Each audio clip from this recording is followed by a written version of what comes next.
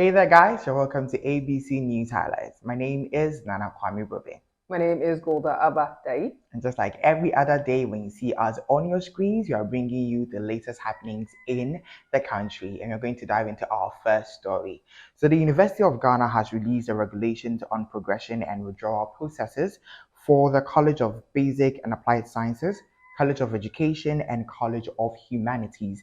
And in this new development, the minimum GPA or CGPA requirement for you to be enrolled and continue your tertiary education in University of Ghana is the GPA of 1.0. So anything below that, you would have to be expelled. You'll be expelled from the school, you'll not be able to continue your education. So regardless of whatever you do on campus, whether it's the partying, whether it is the lifestyle, whether it's seriousness, however you choose to live your life on campus, if you do not aspire for a first class, just make sure you do not get anything below a 1.0. So, Nana, I know there are certain circumstances that, maybe someone may be sick, they're going through certain things, so it makes it difficult for them to study. To study 1.0 less. What are you doing in this? I could not speak to the experiences of people that have anything below 1.0, but as she said, there are learning difficulties for some. But 1.0, I mean, we've all been to school. Like 1.0 is like you have to have missed some exams. I'm not doing. Charlie, 1.0 they are not doing. One more project, I won't class like group. 1.0 they are not doing. Below 1.0, but 1.0, so it means that 0.75, 0.8. I'm not doing. If you're going to school, know yourself. True. If you can balance the chilling, the dating, and studying, that is up to you. If you cannot, study. When you finish, all the chilling and whatever you want to do will not disappear.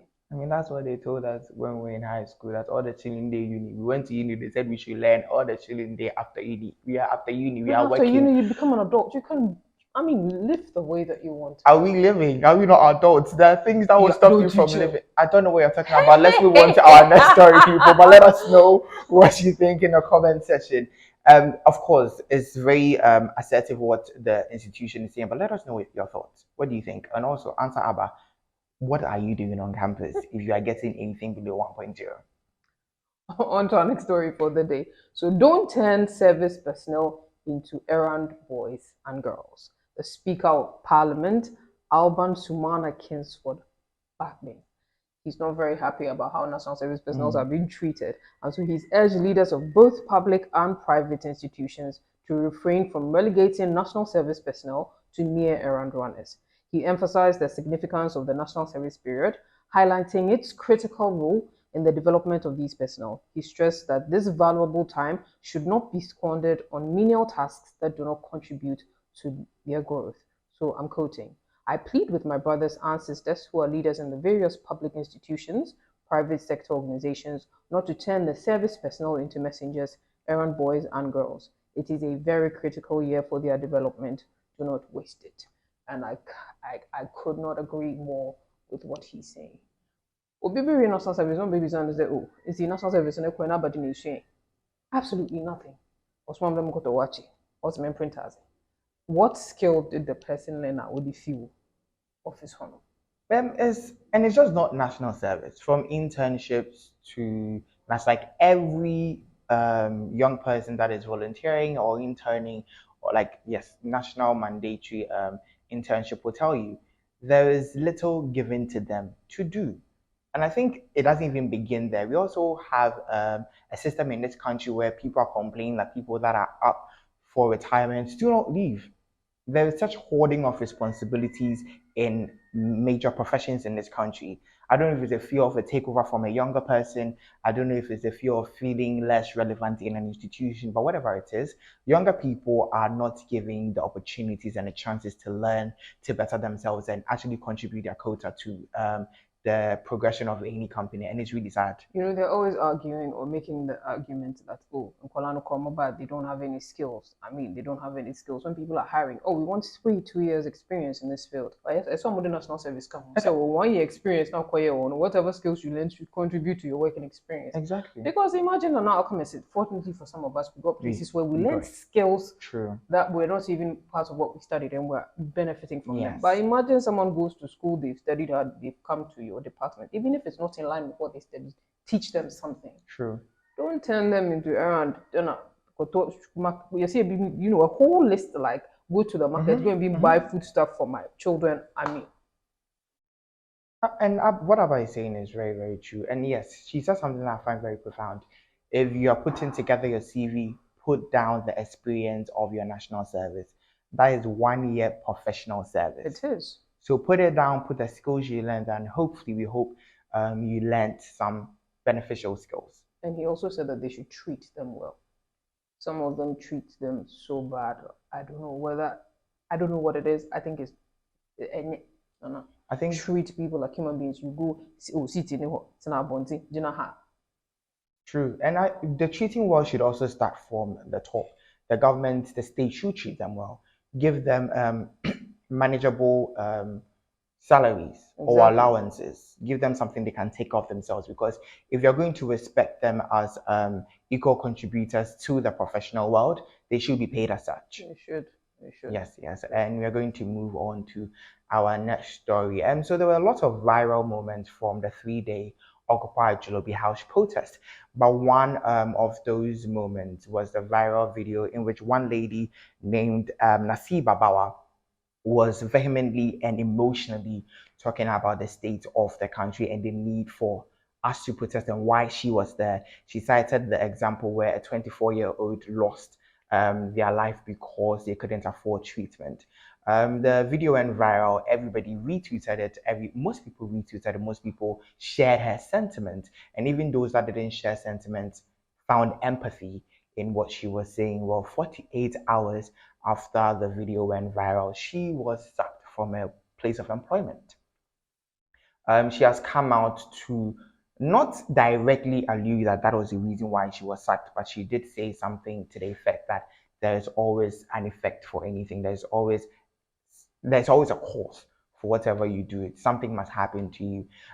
So yeah, she didn't directly say her place of employment sacked there because of the protest, but she did say she was on leave. She was on a sick leave, and just 48 hours, she's been sacked. So she was on a sick leave from work. She used that period to go to the protest. Yes. Well, it is her sick leave, and she does. She has a right to use the sick leave for what she wants. So the company, are there laws in there that says you can't protest? It goes against our company values. The company has come out to speak. Oh, okay. Yes, because the narratives were pounding. They were just keep on coming, and people were saying that they sat there because of that. She did also make mention in an interview with Joy that she didn't know the company to be partisan. If she knew, she'd have known better not to go to this protest, but she did not know. So of course, she's shocked at her being sacked from the company. The company has come out and in a statement has said that it has nothing to do with the protest. Yes, the company has denied every link. So what was their reason for firing? Well, they did say that it was something else and wasn't that, and they even also accepted that the country is hard. So well, you can't just fire someone and not give them a reason why you're firing them. True. So if it has nothing to do with the protest, why did you fire? So let me read the statement from Proxy. That is the name of the company. So the title is Statement from Proxy Refuting Claims of Contract Termination and Correcting Misleading Information. Responding as Joy Kwashi, co-founder of Proxy Assistant, I founded with Nasiba. I've seen tags purporting that Nasiba was fired from the company following her active participation in amplifying her voice as a concerned citizen during the Occupy Jolobi House protest. I would like to state that this is false. First off, we bear the brunt of the economy and have been redoubling our efforts to serve clients in order to keep our organization afloat. A good look at Nasiba's LinkedIn will show that she's still at Proxy because it says till present. Like several of us, we take time to update our LinkedIn profiles, which may not be reflective of where we are currently. The interview she granted with Joy News also alluded that she cannot draw a direct link to her participation at the protest as the reason her contract was terminated with the company where she was working for the past 3 months. She will respond to these claims in due course. So basically, the statement really, and this is just bits of the statement, like it was a very long statement, didn't actually say we are doing this because the body just said, this is not why, and that your LinkedIn still say you're working here. See, it's quite lacking, but at least they have cleared the air. Well, we do hope that she finds a better job, and you know, all the best to her. And well, I hope the people from the protest also realize that there are consequences for these decisions. So, with the new one that they are structuring, they should consider all these things. Yeah, I mean, I feel like, but getting your employment terminated is quite a reach for a consequence of going to a protest. Well, I wish you could sue them if they don't give Yes, a viable reason. yes, So, yes, yes. And this is not the first time, even that any of the protesters have seemed to believe that they lost an opportunity because of their involvement in in the protest. protest, yeah. I'm a governor. Mm. Some time back also tweeted that she had interviewed for a few law firms, which had gone great. And right after her video also went viral, they Yeah. got back to her and said, it's not going to happen. It is sad, It is sad. but it is also life. It is sad, it is life, and we hope in any part of your life you will not be punished Yes, for your freedom to speech. yes, yes, yes, yes. Now, on to our last story for the day. Don't believe the facade of economic recovery. Ghana is still in the ICU. Joe Jackson.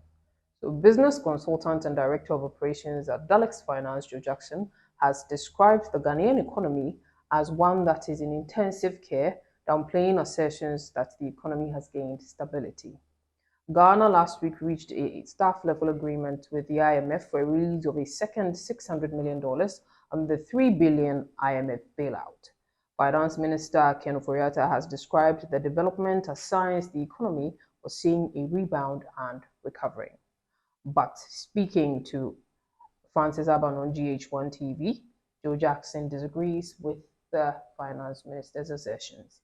He says the best analogy I can give was that somebody had a road crash, entered into a coma, was rushed to the hospital, and was given some blood transfusion, and now his condition is described as stable, but the person is still very sick. Let's be clear, he said. Last year, we suffered bad crash, and in December last year, we raised up our hands and said we cannot pay our debts, and everything was going south with us, going downhill at a horrendous rate. In March, we signed bailout agreement with the IMF, which gave us some blood transfusions and gave us some life, but we are still in intensive care. Let nobody be deceived. So he says we still have a long way to go. We are nowhere near out of the woods yet. Interesting metaphors, I must say. But yes, I think I always say this: the general populace or the citizenry would know firsthand when things are better. So you let us know in the comment section. Do you see that Ghana is in its recovery stage? Are things better for you? Do you think that Ghana 3, 4, 5, 6 months back is seeing a bit of change in tides? Let us know in the comment section. And that is how we wrap up today on ABC News Highlights. My name is Nana Kwame Brobe. My name is Golda Abadai. For more details, please visit abcnewsgh.com, our social media handles, abcnewsgh_. See you.